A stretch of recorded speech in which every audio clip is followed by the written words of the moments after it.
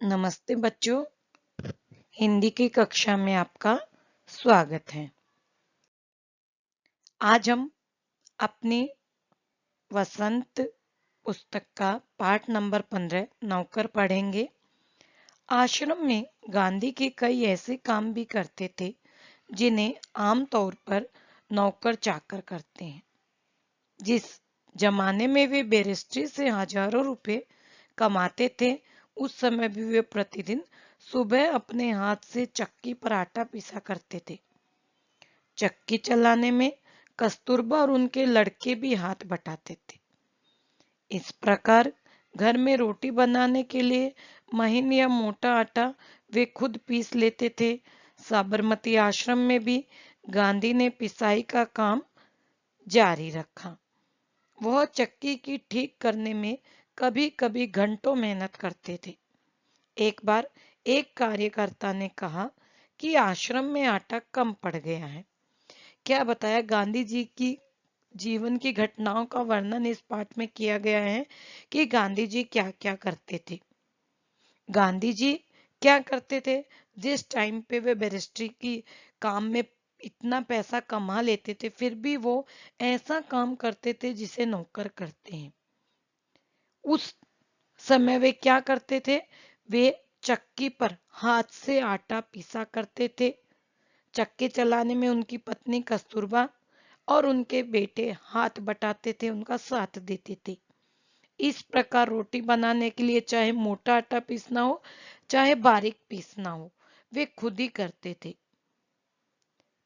साबरमती आश्रम में जब गांधी जी गए, वहां भी उन्होंने अपना ये काम जारी रखा, शुरू रखा। कभी कभी तो वह चक्की को ठीक करने में बहुत सारा टाइम लगा देते थे, घंटों बिता देते थे।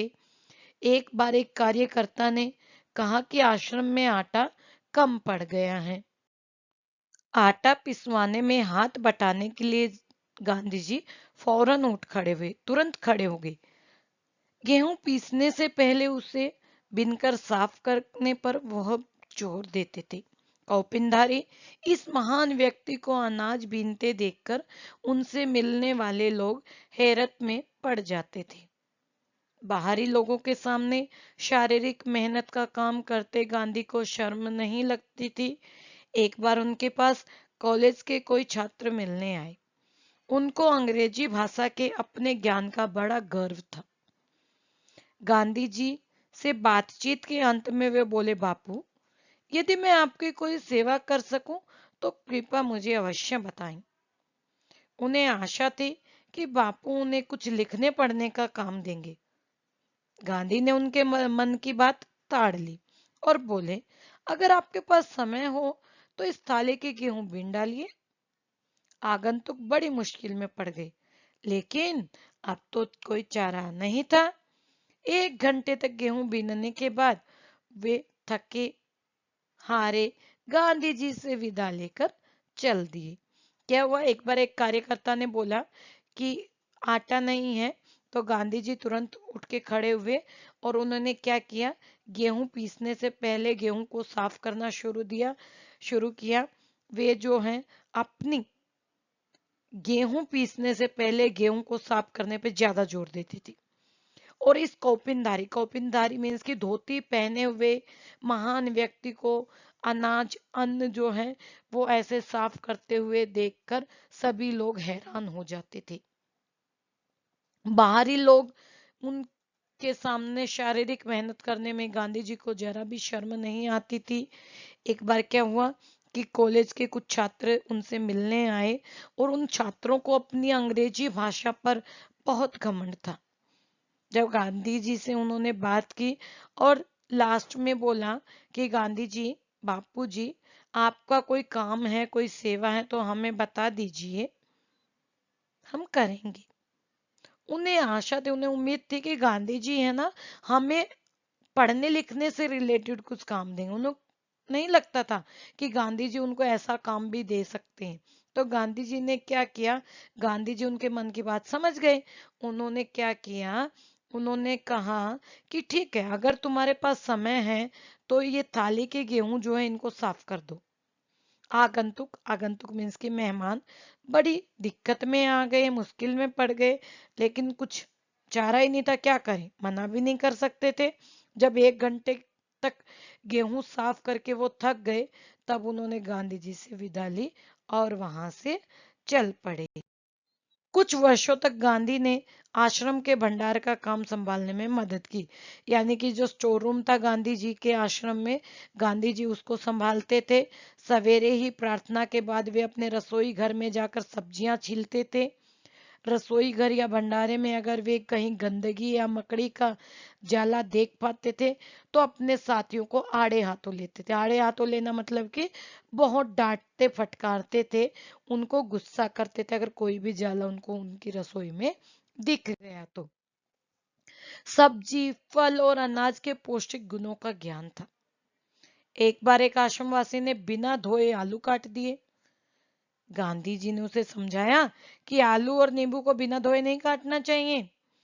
एक बार आश्रमवासी को कुछ ऐसे केले दे दिए गए जिनके छिलकों पर काले चकत्ते पड़े थे। गांधी जी ने क्या किया, एक आश्रमवासी को ऐसे केले दे दिए जिनके ऊपर काले काले निशान बने हुए थे, यानी कि केला पका हुआ था। उसके बहुत बुरा माना। जो आश्रमवासी, उसको बुरा लगा कि गांधी जी ने मुझे सड़े हुए गले हुए केले दिए। तब गांधी जी ने उनको समझाया कि ये जल्दी पच जाएंगे और तुम्हें खास तौर पर इसलिए दे गए हैं कि तुम्हारा जो हाजमा है वो सही नहीं है, कमजोर है, खराब है, इसलिए तुम्हें ये केले दिए गए हैं। गांधी आश्रम वासियों को अक्सर स्वयं ही भोजन परोसते थे। गांधी जी कई बार क्या करते, जो आश्रम के लोग थे उनको खुद ही भोजन जो है वो परोसते थे। इस कारण से जो आश्रम वासी थे बेचारे बेस्वाद उबली हुई चीजों के विरुद्ध कुछ नहीं बोल पाते थे। गांधी जी जैसा मर्जी खाना दे, बेचारे क्या करें, कुछ नहीं बोल सकते हैं। दक्षिण अफ्रीका की एक जेल में सैकड़ों कैदियों को दिन में 2 बार भोजन परोसने का कार्य कर चुके थे गांधी जी। दक्षिण अफ्रीका की जेल में कई बार क्या था, जब वो जेल में थे दक्षिण अफ्रीका की में, उस टाइम 2-2 टाइम भी वो खाना परोसते थे।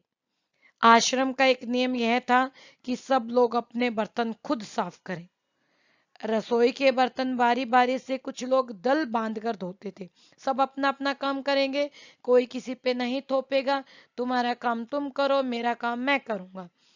और जब रसोई के बर्तन धोने होते थे तो बारी बारी से अपनी अपनी टर्न आने पर सब लोग एक ग्रुप बनाकर बर्तन धोते थे। एक दिन गांधी ने बड़े बड़े पतीलों को खुद साफ करने का काम अपने ऊपर ले लिया। गांधी जी ने बोला कि आज ये बड़े बर्तन मैं धोता हूँ। इन पतीलों की पेंदी में खूब कालिक लगी थी, बहुत सारी कालिक। कालिक यानी कि पूरा पतीला नीचे से काला हो गया था। राख भरे हाथों से वह एक पतीले को खूब जोर जोर से रगड़ने में लगे हुए थे। गांधी जी ने क्या किया, पूरे हाथ काले हुए थे फिर भी पूरा जोर दे के रगड़ रहे थे पतीले को। तभी कौन आया, कस्तूरबा जी वहां पर आकर पहुंच गई। उन्होंने पतीले को पकड़ लिया और बोली, यह काम आपका नहीं है, इसे करने को बहुत से लोग हैं।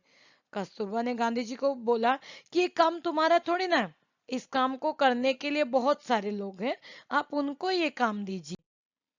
गांधी को लगा उनकी बात मान लेने में ही बुद्धिमानी। क्यों, गांधी जी को लगा अगर मना किया तो बहस चलेगी, और बहस चलेगी तो अभी बेवजह जो है जो माहौल है वो खराब हो जाएगा, इससे अच्छा है कि बात मान ही लेता हूँ। और वे चुपचाप कस्तूरबा को उनके बर्तनों की सफाई सौंपकर चले। कस्तूरबा जी को बोले कि तुम ही साफ करो, बर्तन एकदम चमकते न हो तब तक गांधी को संतोष नहीं मिलता था।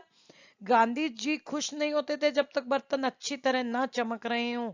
एक बार जेल में उनको जो मददगार दिया गया था उसके काम से असंतुष्ट होकर उन्होंने बताया था कि वे खुद कैसे लोहे के बर्तनों को भी मांझकर चांदी सा चमका सकते थे। एक बार जेल में उनको जो हेल्पर मिला, जो मददगार मिला, उनके काम से वो असंतुष्ट थे। असंतुष्ट मीन्स की खुश नहीं थे।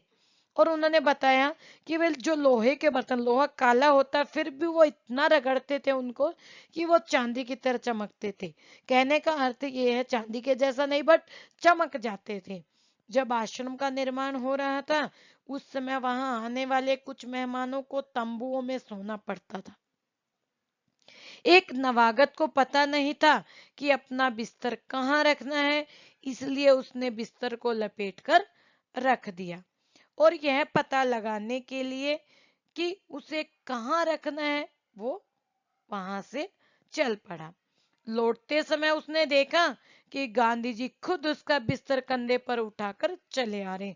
अभी जब आश्रम बन रहा था उस टाइम पे जो मेहमान आए थे रहने के लिए, उसको नहीं पता था कि बिस्तर कहाँ रखना है। वो पूछने के लिए गया और वापस आया तो देखा कि गांधी जी लगे हुए उनका बिस्तर उठाने में। आश्रम के लिए बाहर बने कुएं से पानी खींचने का काम वे रोज करते थे। गांधी जी खुद हमेशा अपना पानी खींचने का काम करते थे। एक दिन गांधी कुछ अस्वस्थ थे और चक्की पर आटा पीसने के काम में हिस्सा बटा चुके थे। एक बार क्या हुआ, गांधी जी बीमार हो गए जबकि उन्होंने चक्की पे आटा भी पीसा, लेकिन वो थके हुए थे। उनके एक साथी ने उन्हें थकावट से बचाने के लिए अन्य आश्रम वासियों की सहायता से सभी बड़े छोटे बर्तनों में पानी भर डाला। अभी उनके जो साथी थे, जो साथ काम करने वाले थे, उन्होंने सोचा कि गांधी जी इतने अस्वस्थ हैं, बीमार हैं, क्यों ना इनकी थोड़ी हेल्प कर दी जाए। तो उन्होंने क्या किया, सारे बर्तन भर दिए पानी के गांधी जी के स्थान पर। गांधी जी को ये बात पसंद नहीं, गांधी जी को अच्छा नहीं लगा कि मेरा काम किसी और ने किया है।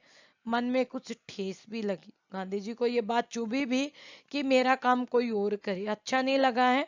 उन्होंने बच्चों के नहाने का एक टब उठा लिया और कुएं से उसमें पानी भरकर टब को सिर पर रखकर आश्रम में ले आए। गांधी जी को फिर भी चैन नहीं मिला कि मेरा काम किसी और ने किया, मुझे मेरा काम खुद करना है।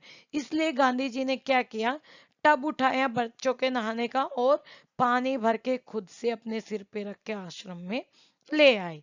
बेचारे कार्यकर्ता को बहुत पछतावा आया, कार्यकर्ता को बहुत बुरा लगा कि गांधी जी ने हमारी जो काम किया हुआ था वो अच्छा नहीं लगा, उसको पछतावा हुआ।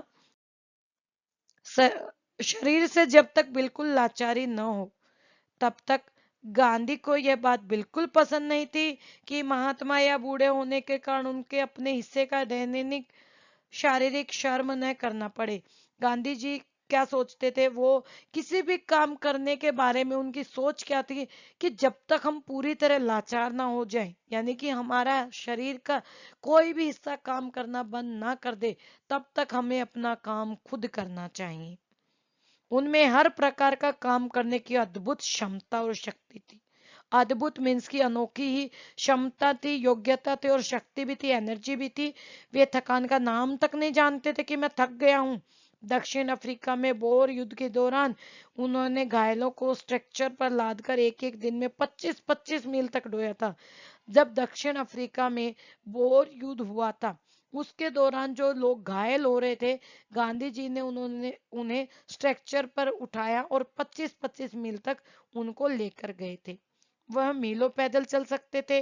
दक्षिण अफ्रीका में जब वो टोल्स्टॉय बॉडी में रहते थे तब पास के शहर में कोई काम होने पर दिन में अक्सर 42 मील तक पैदल चलते थे। कोई भी काम हुआ उनको 42-42 मील तक पैदल ही जाते थे, कुछ भी गाड़ी यूज नहीं करते थे। इसके लिए वे घर में बना कुछ नाश्ता साथ लेकर सुबह 2 बजे ही निकल पड़ते थे। सोने के टाइम पे वो निकल पड़ते थे, यानी कि सुबह 2 बजे अलार्म लगा के सोए, अलार्म बजा कि निकल गए हैं। 2 बजे उनको वहां से निकलना, क्योंकि पैदल चलना था और पैदल चलना है तो टाइम तो लगेगा, इसलिए वो निकल पड़ते थे। शहर में खरीदारी करते और शाम होते होते वापस फार्म पर लौट आते थे। पूरा दिन खरीदारी करनी, जो भी काम करना होता करते और फिर वापस आ जाते। उनके अन्य साथी भी उनके इस उदाहरण का खुशी खुशी अनुकरण करते थे। अनुकरण मीन्स कि उनका पीछे पीछे चलते थे, उनके कहे अनुसार काम करते थे।